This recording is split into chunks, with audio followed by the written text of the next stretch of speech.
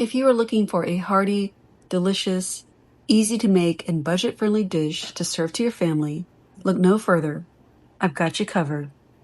This recipe is inspired by a vintage 1940s dish called Creole Spaghetti. I made the original version a few months ago, and you can still find that video on my TikTok channel.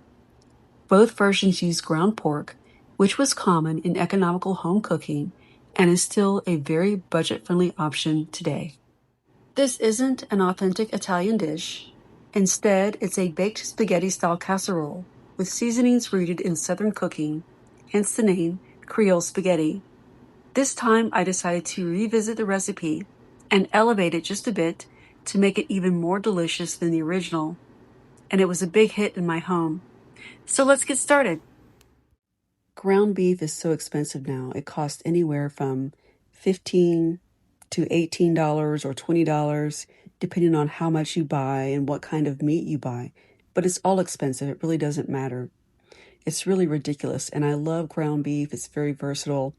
But I decided to make a dish calling for ground pork. And look at the price, $5.34 for a package that's about 1.5 pounds of ground pork. Okay, the first step is to cook your ground pork. I'm using an electric skillet because it holds a larger quantity.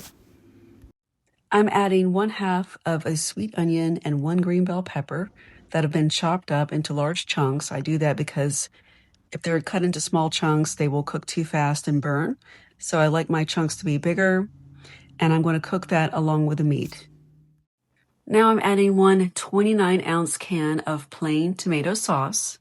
And you'll want to add a little bit of water to the can and get all that tomato sauce out of there. It's like rinsing your can with just a little bit of water, so none of it goes to waste. I didn't feel as if the sauce was saucy enough, so I added 1 more 8-ounce can of tomato sauce. Remember, this is a baked spaghetti dish, so it does need to be a little bit saucy because you're going to be adding spaghetti to it.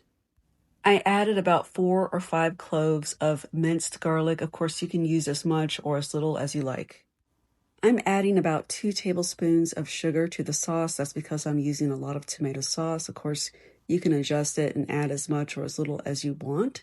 But if you don't add sugar to the sauce, it's going to taste very bitter, and the sugar helps balance out the acidity of the tomato sauce. And by the way, my sauce did not taste overly sweet, not at all. You can decide for yourself how much sugar you want to add. You can taste the sauce as you're making it and go from there. Just add a little bit of a time until you get it just right. I added about a teaspoon of salt. Of course, you can add as much or as little as you like. I've added about 1/4 teaspoon black pepper, and I'm going to add about 1/8 teaspoon cayenne pepper. Now I'm adding about 1/2 teaspoon of thyme. I'm going to cover my sauce with a lid and allow it to simmer while I'm cooking my pasta. I need about 3 cups of cooked spaghetti. So I'm going to boil enough pasta to yield 3 cups. Now I'm adding 3 cups of pasta to my sauce, and I'm going to combine that thoroughly, stir it up really good. If you are using more or less meat, of course, you're going to have to adjust your other ingredients. I'm using a ceramic baking dish that I've sprayed with cooking spray. I feel that it's necessary to use that so that the casserole doesn't stick to the pan. I'm using a dish that is a little bit larger than a 9 by 13 inch pan, but a 9 by 13 is fine.